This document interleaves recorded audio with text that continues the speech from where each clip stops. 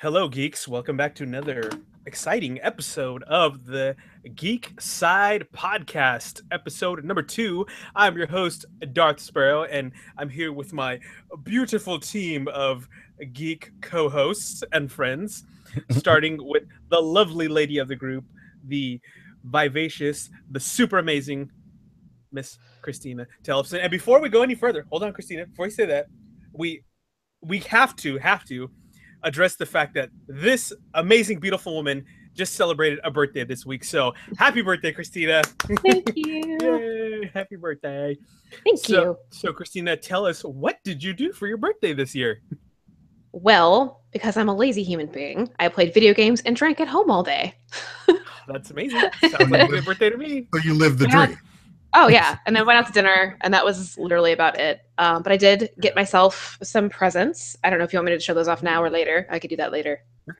Let's show those later, because I definitely want to see what you got and what Yes. any listeners want to hear about it. But that's great, friend. Of course, it's a bummer that we're not close enough to celebrate together, but I know. we'll have to do that next time we see each other. Yes, definitely.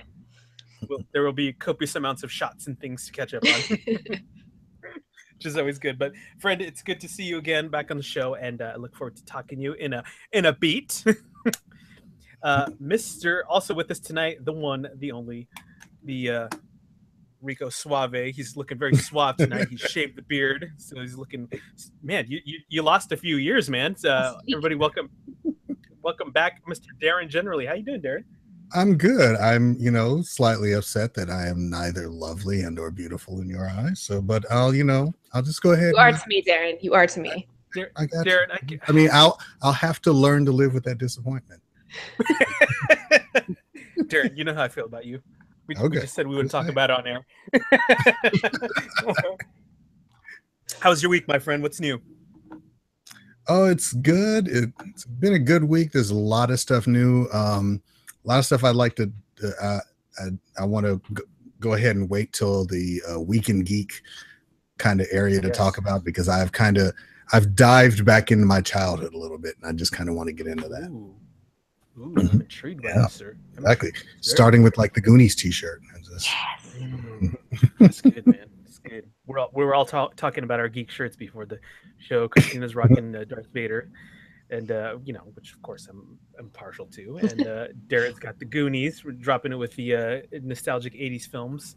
One of my good friends brought me a M, which is for the Gifted series that's going to be coming on Fox, and her husband works for one of the network affiliates, so we get all those fun freebie promo things. So I've gotten like random posters and footballs that say Flash and Supergirl on them, so it's always cool. She like comes over with the bag. She's like, "What do you want? I don't want any of this stuff." I'm like, "Ooh, I'll take it. I want it. I don't have room for it. I don't care. I'll find places for it." Speaking of which, I still have some stuff to give you from Comic-Con, actually. Oh, yeah. Comic-Con stuff, right? I like it. I'm absolutely intrigued. Yes. Excellent. All right, well, friends, we'll get to that in a minute, but first, and I learned this lesson last time, that I shouldn't put this stuff at the end, because then we end on a very somber note, but equally as important.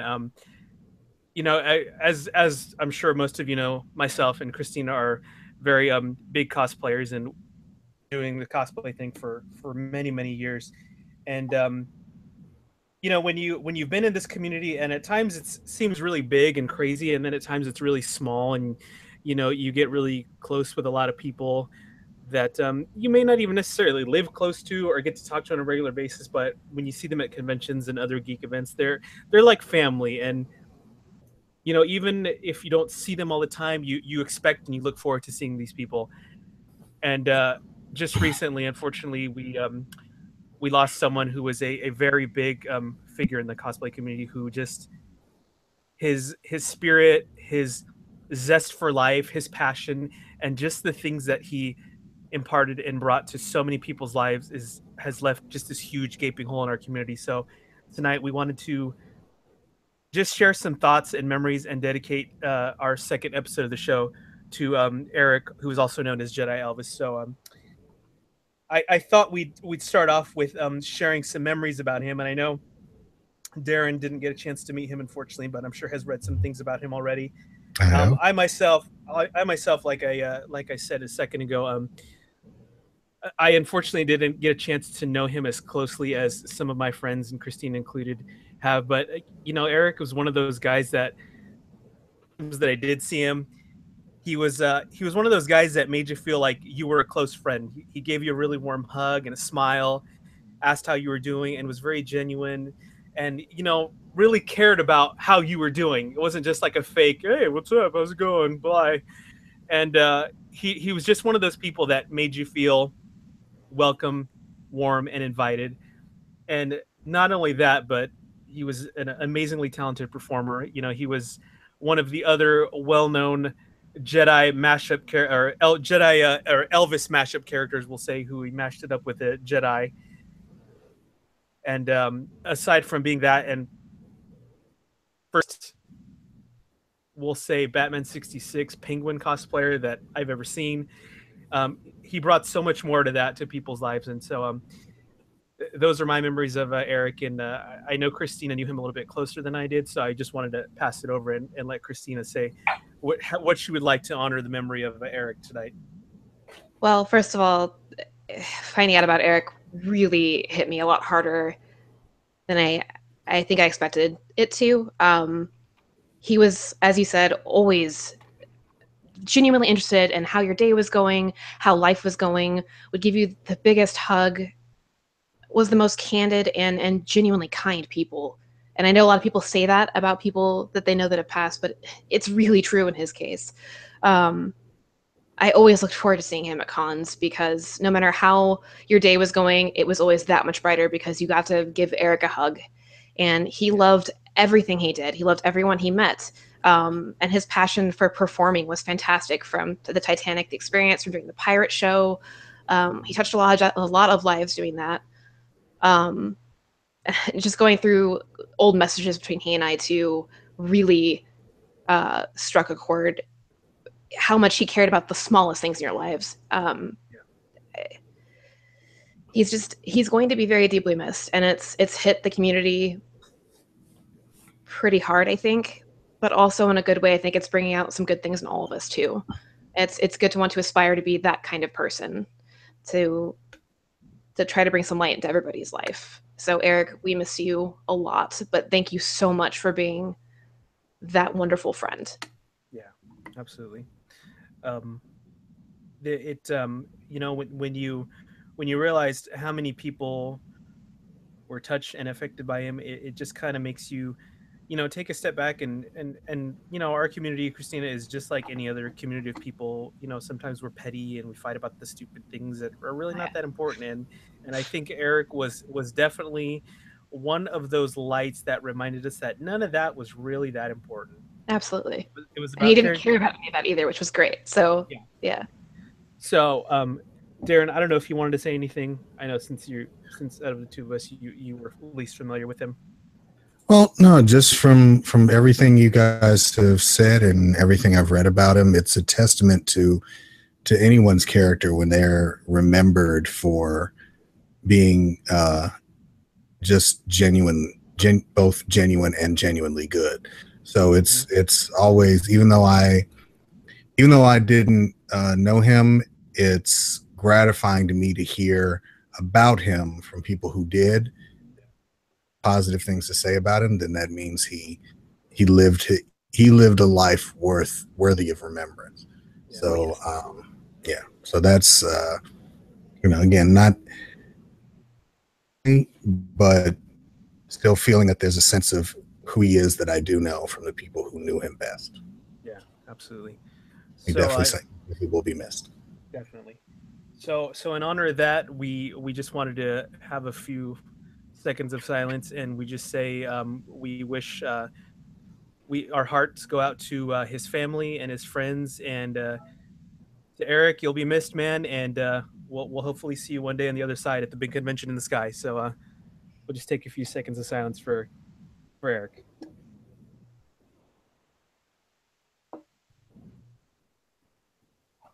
So thanks to our listeners for letting us talk about our friend who'll be missed. So Thank you so much, and for Christina and Deron for sharing your thoughts. We appreciated that.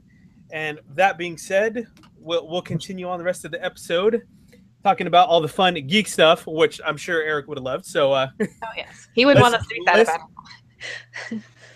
Let's do it, my friends. We had some, I don't know, it was kind of some big news here and there in the geek world, but why don't we talk about the big, we'll start off with the big one. We'll talk about the big, ridiculously, insanely awesome episode of Game of Thrones this past Sunday. I know we've all seen it. We've already seen it, and we're going to warn you now, we're going to talk about some spoilers. Did you see it, Deron? Oh, yeah, absolutely. Yeah. I mean, I kind of... We're going to get into spoiler territory.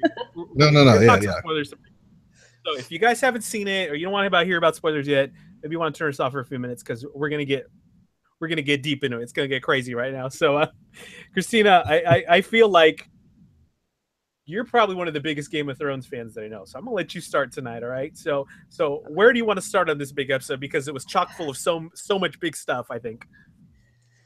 So the biggest one for me, first of all, having been a Game of Thrones, well, a Song of Ice and Fire book reader, and now a TV show enthusiast, it's stressing me out because the show has surpassed the book, so each episode is going to give me a mini stroke.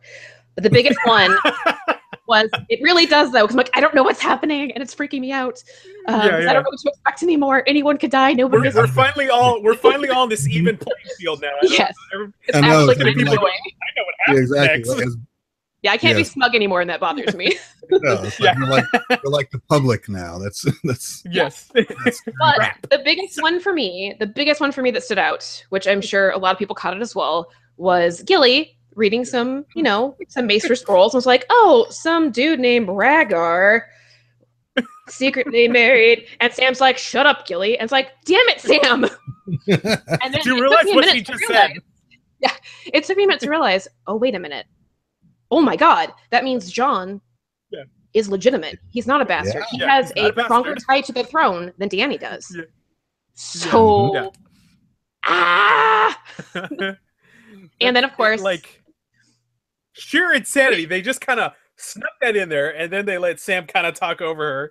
I kind of like that they did that though, because that was subtle enough where if you're paying attention to the show or paying attention to the plot line, you're like crapping your pants with like, someone needs to tell Jon right now. Yeah. Why is there not like 40 ravens going out right now? What's the deal here? It's because Sam is too busy being butthurt to guilty. But the other one too, though, which kind of ties into, of course, Jon being a Targaryen, is getting to pet Doggo Draco. This moment with Drogon. It was so amazing. And I liked that Dany might be figuring this out a little bit. I think she thinks there's definitely, I don't know that she knows that he's a Targaryen yet, but I think she's like, hey, Drogon trusts him. First of all, Drogon's letting him touch him. Yeah. Which Drogon is the biggest asshole out of all the dragons. So that's a pretty big deal. You want to know what I equated to? What I've equated it to is when a mom is attracted to a guy, and it turns out the guy gets along with her kids. Yes. That was that moment for me. Like I said, oh, he's good with my kids. Yeah, exactly. Oh, the kids like him. And y'all, I know that they're related. I know that Dany's his aunt, but like it's the Targaryens. So as much as I don't want to be like, yeah, you guys should totally bang, they're probably going to because they're Targaryens. But you know what though? I mean, Jaime and Cersei are doing a thing, and they're brother and sister. I think that's a little less of a big deal. I in my book, but whatever. And to be fair, Dany can't have kids, so like, where's actually the harm in that? Yeah. Don't judge me.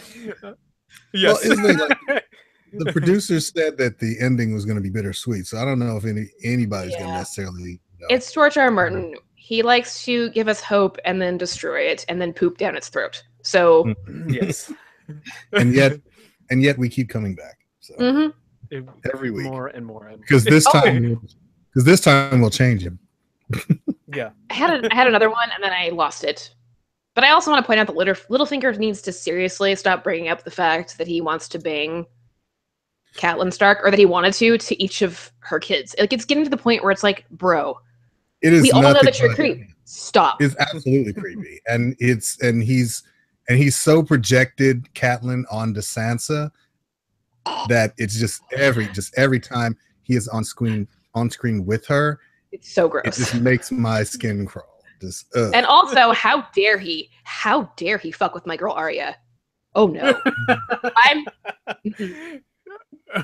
Not cool. Shame on Not you. cool, man. That's rude. You leave her alone. Road. Deron, what other highlights were for you were in this week's episode? Well, honestly, the whole Wild Bunch Magnificent Seven, John's Magnificent Seven group. In the end, yes. I was just kind of, I dug that, and then honestly, the person who stole this episode, was Davos. Like, okay, come on, like Davos. He, he was so smooth this entire episode. The entire episode, just like, look, I'm not gonna fight. I'm just not gonna do it. Like, I'll talk my way out of it. I'll get you where you need to go. I'm not a fighter. Yeah. But you still need me. Exactly. I'm still making all this shit happen, getting your asses together. Exactly. We also got to see what a good smuggler he was. We got to see how he was able to do all of that. Yes. And how sly and witty he is. Yeah. Hey, fermented crab. Who knew? Delicious. Oh. It's the Viagra of the Game of Thrones world.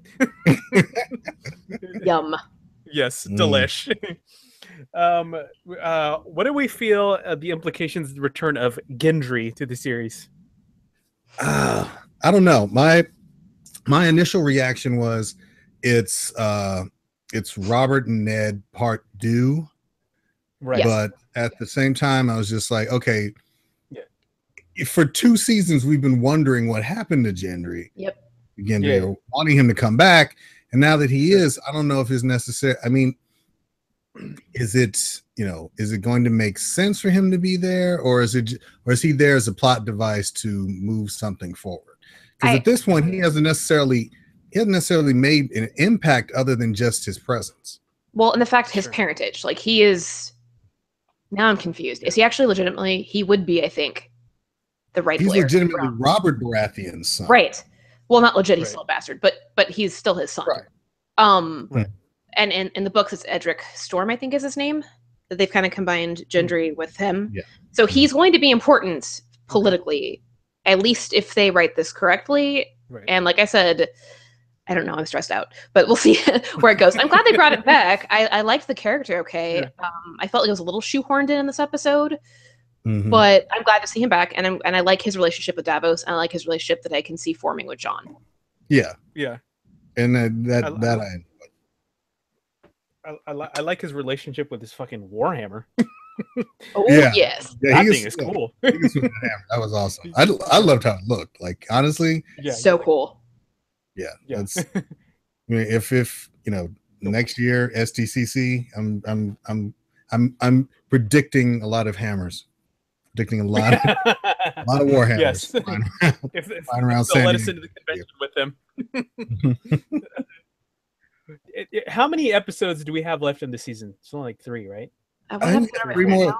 Yeah, 3 more for this season. 3 or 4, and I think that the next season will be the last one, and they said will be a little bit longer than the normal seasons.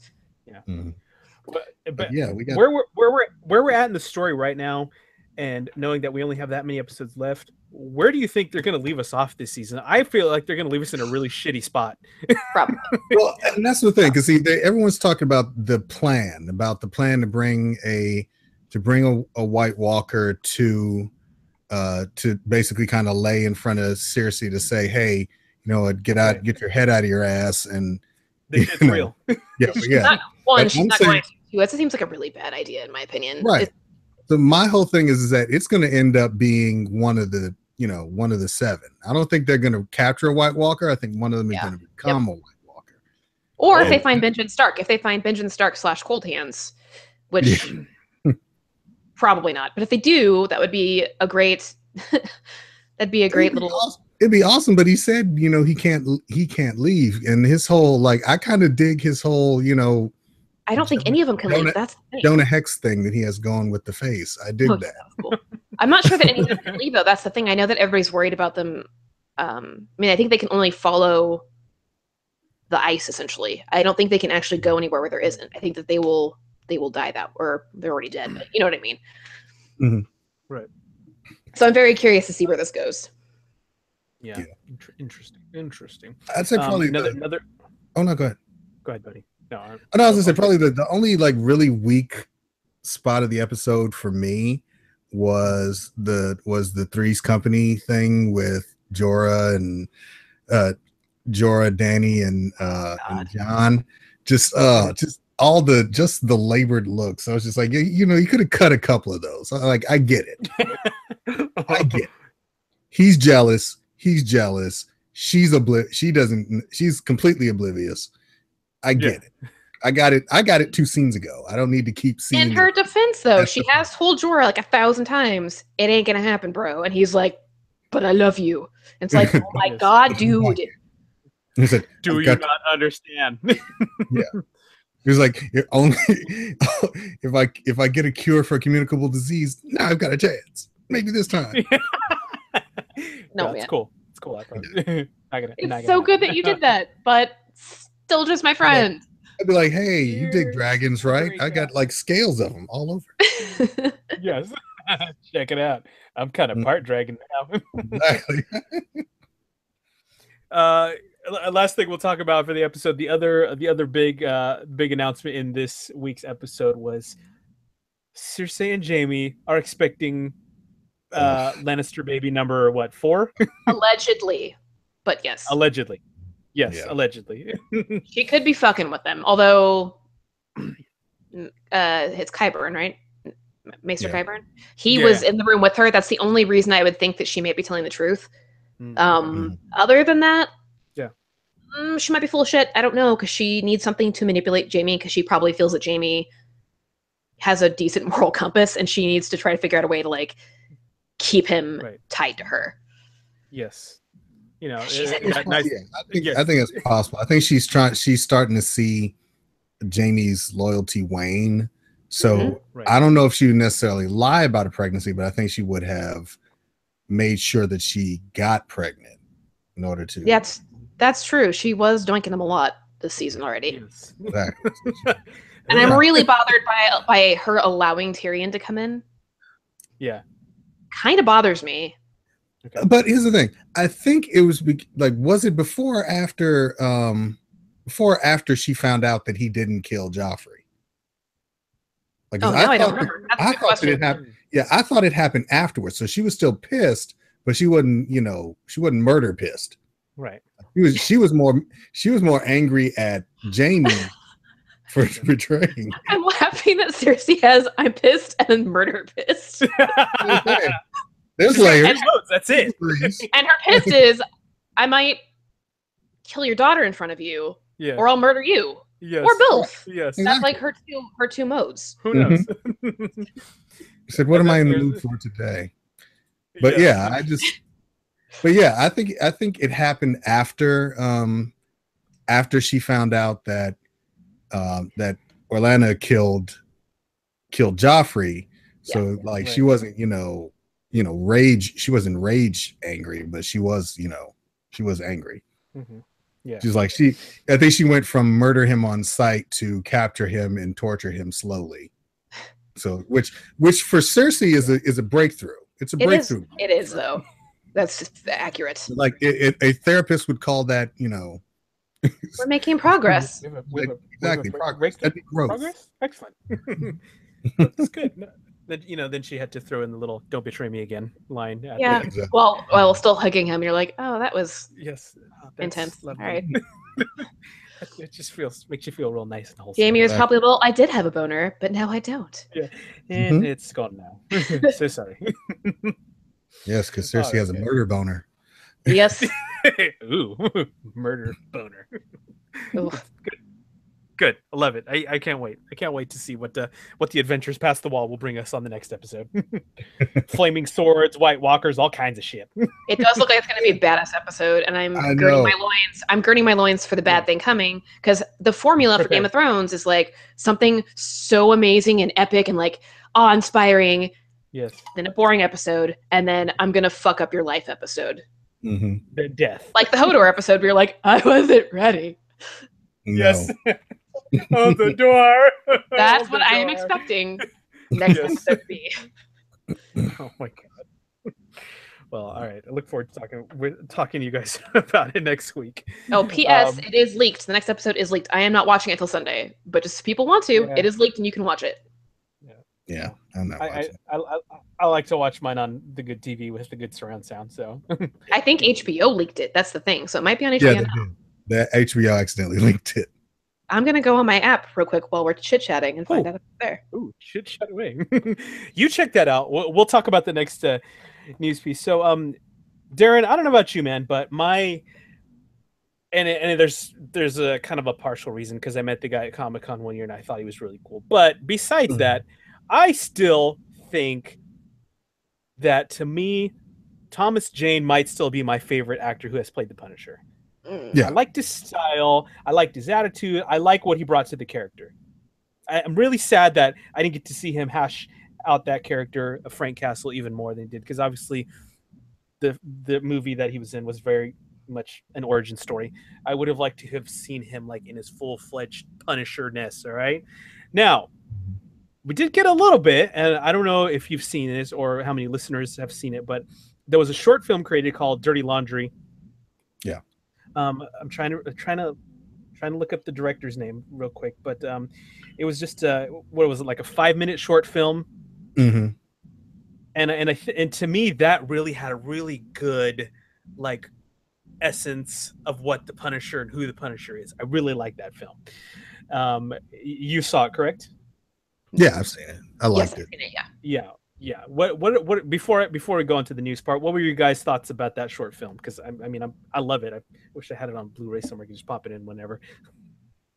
Well, I personally enjoyed it. I enjoyed the Punisher. Like I know they changed some stuff. I think at that point I stopped being a purist for a lot of stuff. Yeah. Right. I think because this is like pre-MCU. So I was willing to just give a lot of stuff, a lot of leeway, as long as he wore, he had the skull at some point. Right. That was literally like the bar I had set. It's like, yes, because he's before got a skull, he's got guns, he's cool. Exactly. Couldn't get that before, apparently, for some reason. Right. So I gave it some leeway. It's actually still holds up as a film, but it did have some issues with me plot wise. I think a lot of stuff kind of dragged. I think putting him in one place where everyone just came to him just became kind of just was a little bit, it was a little lazy on his part, but I actually kind of liked what he did revenge wise when he actually left the apartment. So gotcha. So I was willing, and Dirty Laundry was fun. It was like I think it was more fun because if you didn't know, you didn't really get a sense of who he was until the end. And when you did, I was just, okay, that's cool. If that were the precursor to a sequel, I'd have gone to see the sequel. Yeah, absolutely. Christina, thoughts on the short film Punisher, Dirty Laundry? Honestly, and I hate to be that guy, I think Deron actually pointed out everything. Be that guy. Succinctly. I mean, yes, everything he said exactly what I was pretty much going to say. Yeah. And I think that Thomas Jane does make a good Frank Castle, but like kind of like the softer side of him. And I hate using that phrase because there's not a lot of things that are soft about Frank Castle. No. Which is one of the reasons why I like I always say his name wrong. The guy that's playing him now in Daredevil. Talking about John Bernthal. Thank you. I love him the most because all of the gritty. He's like the grittiest part, and he gives balls out, no fucks. He will destroy you if you're not a good person. Right. Which is what I like to see in Punisher. It's like when I feel listening to ragey music, so I want to listen to Nine Inch Nails, and that's my comics. If I want to have ragey comics, I read. Punisher. I read the Punisher. Yeah. So Gotcha. I think part of the and part of what my issue was with the film, and I think it was because there was such a short transition between the massacre of his family and him being the Punisher, that that we were still dealing with sad. It was sad Frank, who occasionally became the Punisher. Sure. Like I wanted to see the Punisher, and get a flashback to Frank. I want to see the Punisher, and then kind of deal with why he's a Punisher. But I think there was so many sad Frank moments. That's what. That's. It's like the softer side of Frank Castle. I'm like, but I don't. It's not that I don't care. It's that I don't want it. I don't. I just want the soft side, sad Frank. Like just have the Russian hug him. Just a hug. Not even a fight. Just a hug. Let him let it out. That's I can see where you guys are going with this. The reason why we're talking about this is because recently in an interview, the person who wrote the short film, Adi Shankar, revealed in an interview that Punisher: Dirty Laundry was going to get a sequel, and which would be featuring a female version of the Punisher, who would have been played by Miss Gina Carano, who of course we saw as Angel Dust in Deadpool. What do you guys think about that? Because I think she's a great actress. She's a phenomenal fighter, martial artist. I think she was awesome in Deadpool. Do you guys think that maybe would have changed your outlook on the whole Punisher thing, having her in a film with him? I'm not sure. Yeah. I don't know if it would. I mean, I think if they were going to give her, if they were going to do a short, like make her another Marvel character. You don't necessarily have to make her like the female Punisher, because then you kind of lose whatever it is that makes her unique by kind of putting her into the cookie cutter of this is how you have to be as this character. I would have loved her to see her as you do a short where she's like She-Hulk or someone else, or like another Marvel character. Or even invent another one. Like invent a new one. Exactly. Just completely different character. Like somebody just completely somebody off the cuff. Because then you not only open up the possibility of the short being successful, but then you maybe have the precursor to a franchise, to a full length film. Yeah. So I mean, it's a cute idea, but that's pretty much what it would have just been. It's like, oh, okay, this is the female version of the thing I just watched, the thing I watched a year or two ago. Right. The article goes on to say that at one point in the comics, Frank Castle did have a female partner for a time who was Rachel Cole Alves. I'm not familiar with Punisher enough to know the character, who was also a Marine whose wedding reception was crashed by members of the Marvel Universe underworld. The attack left her in critical condition. When she's finally recovered, she crossed paths with Castle, and the two began working together. So who's to say that if they were going to base off of that character? The writer does hope that one day, maybe in the future, he could take the project that is now obviously been shelved in light of the Netflix Punisher, but who I love and I'm cool with, so it's all good. As long as we're getting some Punisher, I don't really care. Yes. Because even everything you just described is like, okay, there's the Punisher, then there's the Punish her. That's really what it Punisher. Yeah, but cool stuff. I thought that was a really fun. I've always been a big, especially the MCU stuff, the Marvel one shots and the little shorts and stuff like that. I kind of like what they add to the overall universe, and they kind of fill in some little gaps sometimes. Sometimes they're just merely comedic, and either way, they're super fun. I want to see more of those. We haven't had any in a while, and I would love to see more of those. Maybe just I'm actually kind of surprised we haven't had any. Well, yeah. Well, I just had a name like on my who, Deron? David Carter. Yes, Haley Atwell. Haley Atwell. Yeah, she there. I think it was either earlier this week or last week. She She was was seen in at Marvel Studios doing very she was sneaky in Marvel things. Studios. So yeah, I mean, Yes. it could either be she might be coming back for either Agent Carter, maybe coming back for a one shot, or maybe maybe she's gonna drop in on a flashback to Ant-Man and the Wasp. But that's got to be it, man. That's got to be it. It would make the most sense, I think, right now. Yeah. Yeah. But then you I got love DC Bruno, so I'm excited. Yeah, but then you got DC kind of picking up that that mantle with the shorts. They got this whole they got this Etta Candy short that's going to be coming out on the Wonder Woman Blu-ray. So okay, yeah. DC's taking that over, huh? They're going to do some short stuff now. We'll see. It's cool, man. They're copying Marvel. What? Yeah, what's that all about? We'll see how many directors they go through. So we can't get a director to stick to the shorts. What's going on? Yeah, exactly. Oh my god. Christina, being the uber fan that you are in our little circle of the Walking Dead comic books, I'm sure you've gotten a chance to check out the Negan backstory run of I don't know, they're like shorts, right? They weren't in the comic. What were they printed in? No. I don't remember. So actually, I have them next to me now that you mention it. Well, they're not opened yet. I was going to show the stack of. They're in the Image magazines at the end of them. Okay, I think. That's right.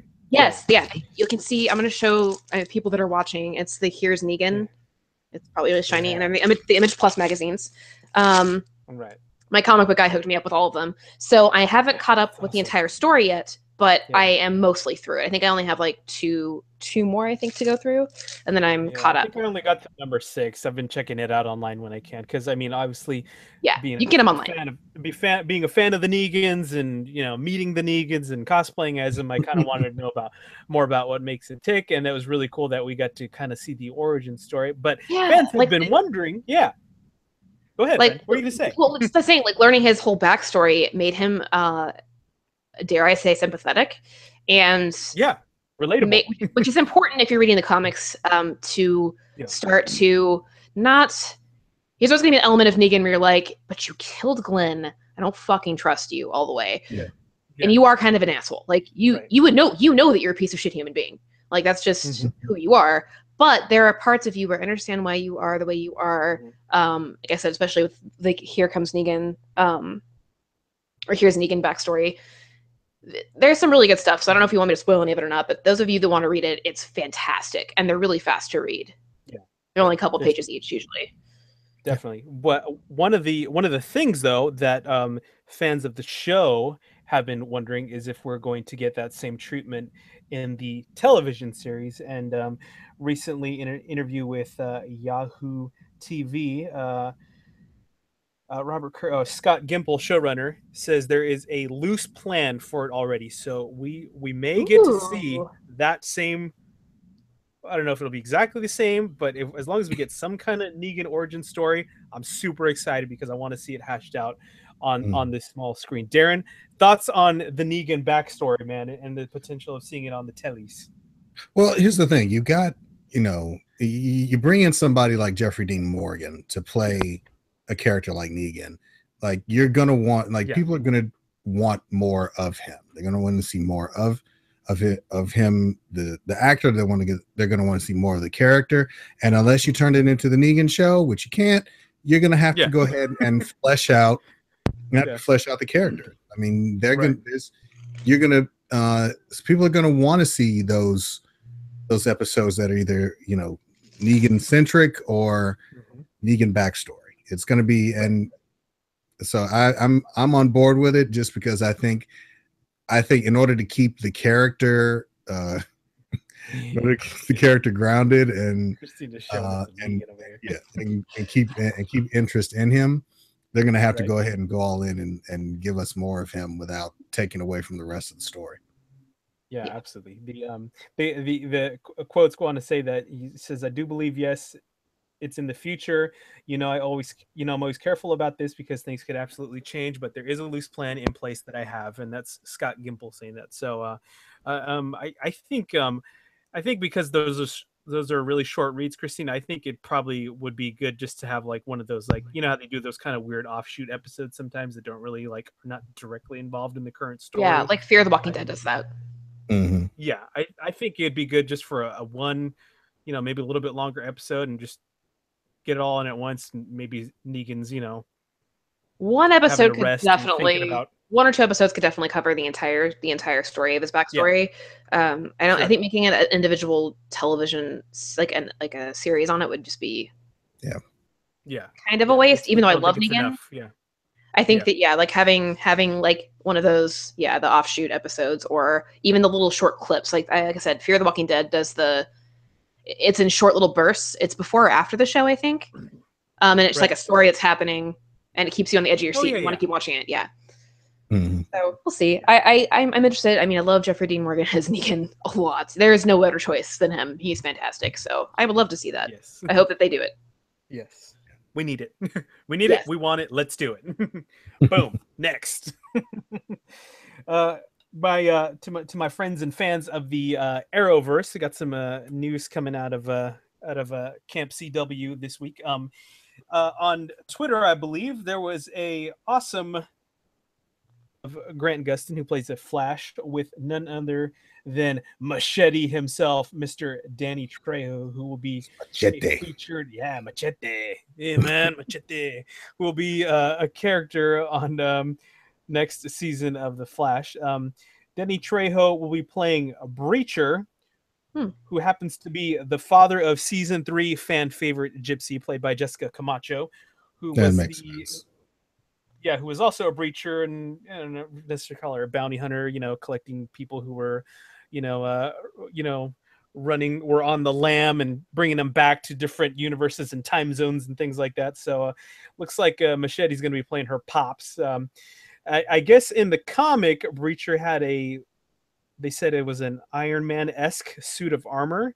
Obviously, we didn't see really anything of his costume in this particular shot, but I would love to see Danny Trejo in some kind of crazy armor, you know, being a badass bounty hunter, because he's freaking awesome in whatever he does.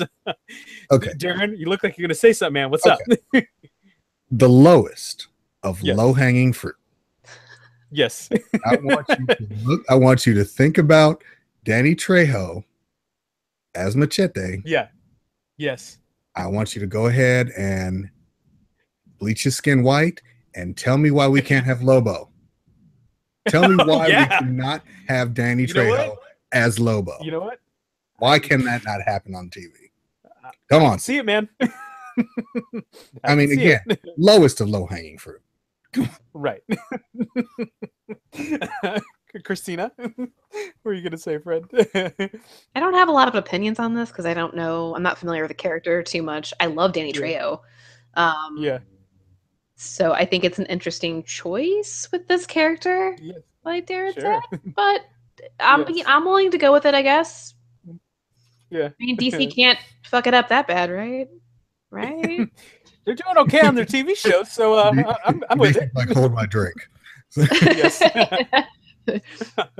Here you go. Let's talk about that.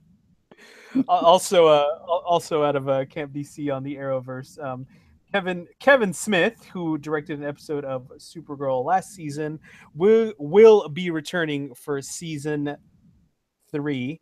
He tweeted some pictures of the front of his copy of the script for the episode. Of course, he covered up the title, so we don't know which episode yet he will be directing, but he will be bringing back his directorial chops for another episode of Supergirl, which I adore the show, and I thought the last episode he did was a really good one. Christina, how much of the Supergirls are you into? Are you watching it at all? DC, like I said, recently I may start getting back into trying to catch up on some of the shows, but I was boycotting them, period, solidly, comics, everything. But I have heard that Supergirl is pretty decent, so I would like to watch it. I'm really excited that someone like Kevin Smith is working on it, because he loves it dearly, and he is fantastic with dialogue. So yeah, definitely. Yeah. It's good stuff. Darren, are you a fan of the Supergirls? Oh, I'm into the whole like CW DC lineup at this point, and Sure. I know I'm gonna piss off Supernatural fans and Vampire Diaries fans, but was one of the first who was just like just go ahead and take everything else off the channel and just call it the DCW. Just the DCW. I like it. Just back to back man. DC shows. Yeah. You've got the IPs. Just go ahead. Mm-hmm. Just make Greg Berlanti like the Kevin Feige of television, and just give him the entire DC universe and say like program what you want, and I would be there. But I enjoy this. I enjoy Supergirl. I loved a lot of this season. Could not stand the Mon-El storyline. I think if they're more subtle with it, I probably would have enjoyed it. But my whole thing was like a little pointless. You didn't really need it. Yeah, it was the whole. My whole thing is I didn't like how the whole thing was introduced. It's like, look, okay, we've got like the whole first season. She's she's into Jimmy Olsen. Like she's totally all into Jimmy Olsen. She wants Jimmy Olsen. She wants to be with Jimmy Olsen. They finally decide they want to be together. They they get together in the first episode. Then all of a sudden she friend zones him for Mon-El. Yeah, I'm like, okay. Yeah. And he just there was literally almost nothing about him that I found particularly interesting or compelling. And it was just like, okay, she's got a boyfriend. Okay. And his parents are dicks. I got it. This doesn't sound interesting to me in any capacity. But here's the thing is that, but taking that out of it, when he wasn't there, there were some great Supergirl episodes. There was just some great episodes that focused on Kara. I loved the episodes that focused on Martian Manhunter. I loved everyone else in the cast because they were amazing. This was just the one element that I felt was just kind of shoehorned in and just and never really developed. That's that's DC's formula for romantic stuff and Tyler Hoechlin, one of my favorite Supermans. I think he's great. Yeah, I think he was great as Superman. He's a great Superman.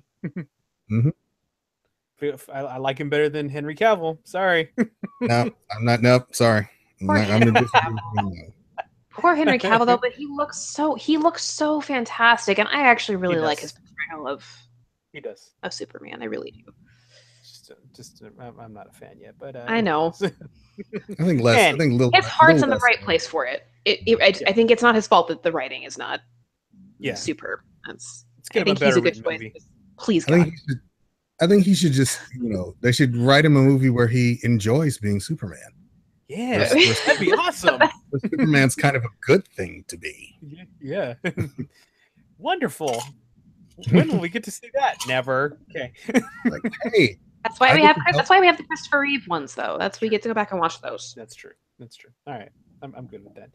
All right, friends. It's time. What time is it? It's time for the Wide World of Geek, where the Geek Side podcast crew talks about what we did, watched, enjoyed, or partook in the geek world. Deron, why don't you start us off with the Wide World of Geek tonight, my friends? A graphic. We're going to work on that because we're going to have something like almost like a the more you know kind of feel. Exactly. But it says my world of geek this week has been a deep dive back into my childhood, back into my animated childhood. There is and it's all because, and honestly, it's all predicated on all predicated from Marvel and DC movies. So there's a screenwriter, and her name is Geneva Robertson Dworet. And she is it's shaping up to be like she's going to be like the go-to adaptation screenwriter in the future, especially in the next few years.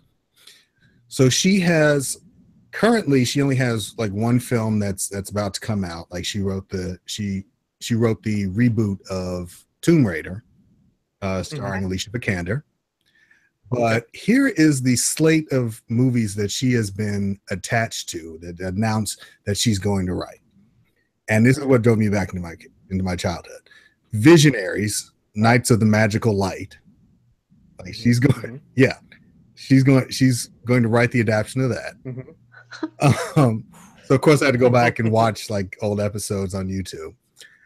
Yeah. Okay. Mask, Mobile Armored Strike Command. Yeah. Oh my God. Yeah. Mask cosplayers.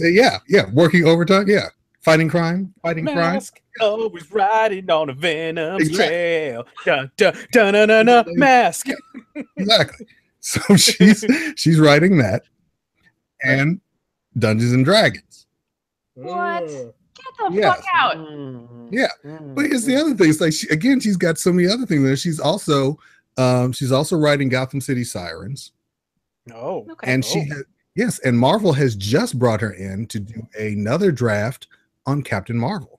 Yes. Oh, wow. Yeah. Damn, she ain't playing. She's going big. She's going big. Yeah, exactly. She's going to be busy for the next few years.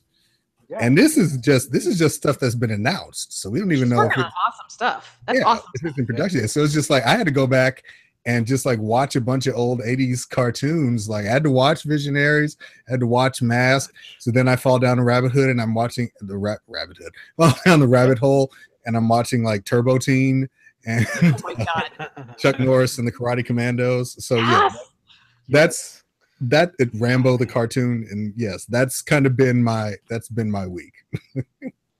Yes. Mask, my favorite one was the motorcycle that turned into a helicopter, the green one.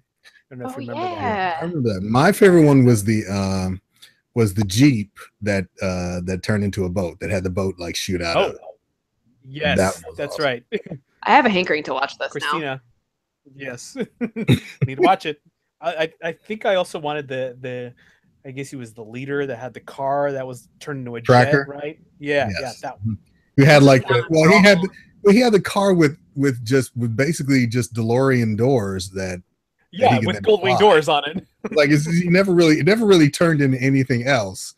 It just had, it just kind of went. It just had wings that came out of the door, the DeLorean doors. And then you kind of wondered like why he never got sucked out, or right, exactly. The whole issue with atmospheric pressure and all that other stuff, like suspension of disbelief. Wow, the world of make believe.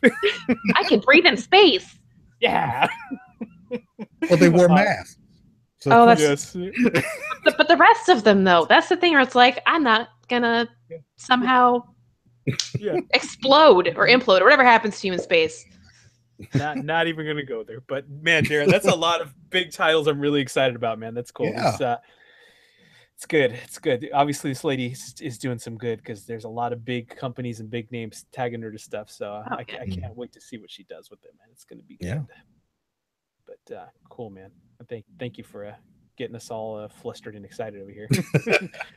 Well, that's what I do. Christina, that's right. Christina, what do you got for the wild world of Geek? Well, I have a stack about 3.5 inches deep of comics to get through. They're finally mailed to me. There's like 5 issues of Darth Vader, for instance. So they're mostly, that's all Star Wars and Walking Dead. There's only like 3 Walking Dead comics in there. The rest of it's Star Wars. And then you saw the stack of the Image Plus with the Here Comes Negan. Yeah, sure. My birthday present to myself was, I don't know how many ladies are listening, or dudes, whoever wants a purse. BioWorld sells an amazing Han Solo purse. Yeah. And for those of you that are listening and not watching, it's really awesome. It's a simple like blue and brown, has a giant awesome rebel symbol on it. And I got a matching wallet for it. And I like that whole like kind of quilted-y pattern that they do. Yeah. It's really the rebel symbol's not subtle, but I mean, for people who don't know what it is, it's a really classy purse. Like I can actually take this to like nice events and stuff and have it. They're gonna be like, "Ooh, who's that designer's symbol? I've never seen that one." It's Star Wars. Came with a cool little like ray gun, little Han Solo ray gun, and then I discovered through a friend that Hasbro is releasing Forces of Destiny dolls, and they are essentially Barbie dolls, I guess you can call them, kind of for kids. Really, they're marketed for kids, But So real quick, tell listeners what Forces of Destiny is in case they don't know. what do you mean? What is it? Talk about it. The show, right? Show? I have not watched it yet, though. That's the thing. I just know that it's going to be it's all of the girls in the Star Wars universe. Yeah. So you have Rey, Jyn Erso, Leia, and that's what I'm saying. I just discovered this. I actually didn't know anything about it, which for me as a Star Wars nerd and not knowing that was like, why? That's what? a big deal, yo. Yeah, I know. They're really awesome. I've watched a bunch of them. I mean, you got just showcasing the females of Star Wars. Like I love the Ahsoka episode. I loved the like just everything from Star Wars Rebels to Clone Wars, just all of those dynamic. Where can you watch it? Where can you watch it? Oh, you can watch them on Disney XD, or you can watch them on YouTube. Like, as they upload, I think they upload the new episodes on YouTube. I think like every Thursday morning they had one. When it first started coming out, because that's for me. And as a girl growing up loving Star Wars, I mean, I'm 34, so when I was a kid, especially growing up in like the middle of nowhere, California, like that was not a cool thing to like, and I was teased mercilessly for liking Star Wars. It was not a cool thing. And to see this, like to see these dolls, see these cartoons come out and have it be the commercials even, where it's like little girls are the main characters in those commercials, makes my little heart completely just go thump, thump, thump. Like that's so cool. And like to be able to have that sort of representation for them is neat. And that's why I bought these 2 dolls for myself. And I got the Leia ones. I got the, what are they just calling her? Yeah, Princess Leia. And has Wicket, and it's super cute. And for those of you who can't see, their faces, I've heard some people complain are a little too Barbie dollish, but they're for kids, and I love them. I think that they're super neat. But she has multiple outfits. She has her little Ewok outfit, and then also I got, of course, Hoth Leia because she's my favorite. So, and they sold out really quick. She comes with little R2. Yeah, the R2, and he's like, I think he's really detailed, actually. I'm probably going to take these out sometime this week and actually play with them because they're pretty cool. Yes. And the Wicket, it's the only Wicket action figure I think I own or I've ever seen that's actually cute. So, but it's neat. I like seeing these dolls. I'm probably going to get Jen and Rey also, because someday if I have kids, they can play with them, and if not, they're for me. I mean, I like that this stuff exists. It's really cool. Yeah, I love it. But you better if you go into the Disney Channel on YouTube, you can watch every episode. Awesome. I'm gonna do that. Yeah. You Christina, you better tweet us some pics when you open your figures. Like I might do a live video, right? And I might do a live video when I open them. Yeah, that's awesome.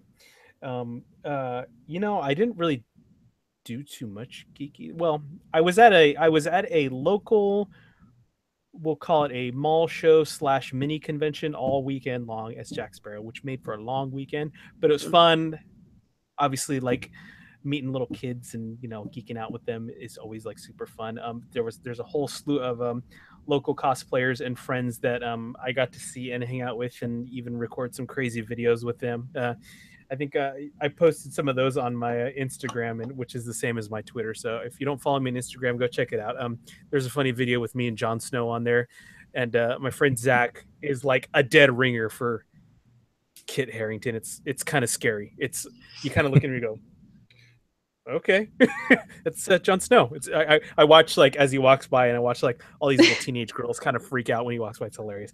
But but that was the big thing I did. But continuing on with Christina's Star Wars toys, something that I've been partaking of since episode 3 is when they released the new Star Wars toys for the next movie, and the last couple outings they've had what they call Force Friday, which is obviously all the new toys for the next, or most of the big new stuff gets released at midnight. I think it's usually like the first Friday in September, I want to say. So yeah, so this Force Friday for episode 8 is right around the corner, and it's where we're going to get kind of maybe some of our first really detailed looks at sometimes some of the new characters and some of their new outfits, some of the new vehicles. I have the checklist that's been released already online. I don't know if it was leaked or it was intentionally put out, but there's porgs. I think there's four, but what I'm gonna give you what my like most excited thing about on this list. I've kind of stopped collecting the 3 3/4 inch figures because there's just too damn many of them, and I know when I was like, I collected all those, and because I had a ton of other action figures that were all 6 inch size. I always like just yearned to have a 6 inch Star Wars figure. So of course, when they came out with the Black Series figures, which are all on that scale, I'm like, done, sold. This is what I'm gonna start collecting from now on. Crappily, unfortunately for me, they're hard to find in Fresno. They're a pain in the ass. They never seem to get good stock of them. I either have to end up getting them online at a convention or just ordering off of like Big Bad Toy Store or Entertainment Earth or something like that. But anyways, last Force Friday, I was successful in the whole Black Series and got all the Black Series figures they came out with. So this year, the list of 6 inch Black Series Star Wars figures includes Hera Syndulla from Star Wars Rebels, Rey and in Jedi Training, and Luke Jedi Master, which is basically repackaging of the Comic-Con exclusives that they had. Another repackage of Grand Admiral Thrawn. If you were lucky enough to get him at Comic-Con, he had all this extra cool stuff. This is going to be like this is going to be the simple basic package. Probably what I'm assuming is Kylo Ren from the new film. And there's a couple of reissues of figures that we've already seen. And also from the new film, we'll get Poe Dameron, Finn, finally getting a General Leia figure, Christina. Yeah. Yes, as well as Chewbacca and an elite Praetorian Guard who is kind of like the the red guards that the Emperor always had on him. These are the new versions. They look interesting. Yeah, they do. There are going to be 4 different exclusives from different retailers this year in the 6 inch line. A character called Tango, who I know nothing about, is going to be at Target. Clone Commander Gree will be at Toys R Us. What everybody's really freaking out about, the Supreme Leader Snoke with Throne will be at GameStop. And then a 4-pack of Elite Guards also from GameStop. Yeah, which is crazy. And then we'll get, unless you got it already from Comic-Con, we're getting a couple of the new entries into what they're calling their mid-sized vehicle collection for the Black Series figures. And of course, we'll finally get a Rey's popsicle speeder with Rey from Jakku, and the repackaged Comic-Con Luke with land speeder, which will have the not extra cool, extra dirty paint scheme on it. It'll just be kind of a little bit cleaner. And my number one super excited pick for Force Friday, and I love that these toy companies have realized what a big market there is for cosplay stuff, especially cosplay stuff that you can already buy and still looks good. And they started releasing all these like Marvel Legends, like Iron Man helmets and Captain America Stormtrooper helmet. You could get it in white and black. This year we have Black Leader X-Wing helmet, which I'm super excited because I was planning to dress up as him anyways to go to Force Friday again this year. So I'm going to pick up my helmet, slap it right on my head as soon as I get it. I think I'm going to be awesome. That up. Nice. Yeah, and it comes with, it's got like, I mean, it looks just like it came out of the movie. It's probably got sounds, and it's got the little mic, which I'm sure you can talk through, and it'll do some kind of voice changey thing like the Stormtrooper one did. But that's my number one pick, what I'm looking most forward to for Force Friday. But anyways, if you guys are interested and excited about picking anything up this year at Force Friday, tweet us and let us know what you're looking forward to. That's a good spot to wrap up the show tonight. We'll start with our finishing thoughts with Miss Christina Tellefson. What would you like to say at the end of the show tonight, Christina, and let our friends and fans know where to find you on the interwebs? My only final thoughts are just be excellent to each other with everything that's going on in the world right now. Just be kind and excellent to each other, please, and take care of one another. And you can find me on Instagram and Twitter, Boobafett83, BOOBAFETT 83. Follow me. Awesome. Thank you, Christina, as always, for bringing you to our lovely little spot on the G-Dubs. Thank you for having me again. Always. Awesome. Mr. Deron, generally, what you got for us tonight, my friend? Well, just kind of piggyback off of what Christina said. Just, talk to someone you never would have talked to before. Like, take yourself out of your comfort zone a little bit with everything that's going on in the world, find a way to listen more than you speak, and you'll learn something new. Yep. And you can find me on Twitter at Grimorian219 or at Superpowered Fan, and you can find me on the internet at superpoweredfancast.com or at the gww.com for news and stuff. Awesome. Thanks, Deron. As always, but news is stuff, so just stuff. Stuff and stuff. Deron, I'm gonna say it right now. As always, it's awesome having your lovely face on this show as well. I appreciate it. See, everything I did for you. Just boom. I've recognized and I appreciate it, sir. For my final thought this week, friends, keeping up in the theme with my co-host, a friend of mine has been posting this quite on a regular basis, and she always asks the question, what did you do to make the world a better place today? And you know what? That doesn't have to be anything monumental or big. It could be something as just giving a genuine smile and asking somebody how their day was and being serious and genuine about it. That's all it takes. Sometimes that could change somebody's life in a way you don't even imagine. It just takes very little to change something in this world, because you know what? My mentor always said, be the change that you want to see in the world. Be the change, not just wait for it. So that's it for my final thought. As always, please continue checking us out on thegww.com for all the latest in our beautiful wide world of geek. So Black Lightning finally went up today, so please check that out. Tell me what you think. Had a really great time with that. I'm glad those are up on the site now. They just went up like a few hours ago, so please go check that out. Follow us on Twitter at _geek_side_pod, and you can find me personally on Twitter at Darth Sparrow. As always, we'll hope you'll join us again next Wednesday at the same bat time and the same bat channel, where we bringing you all the latest in the world of geek. Have a great week, friends and followers, and as always, we'll look forward to catching you again on the Geek Side.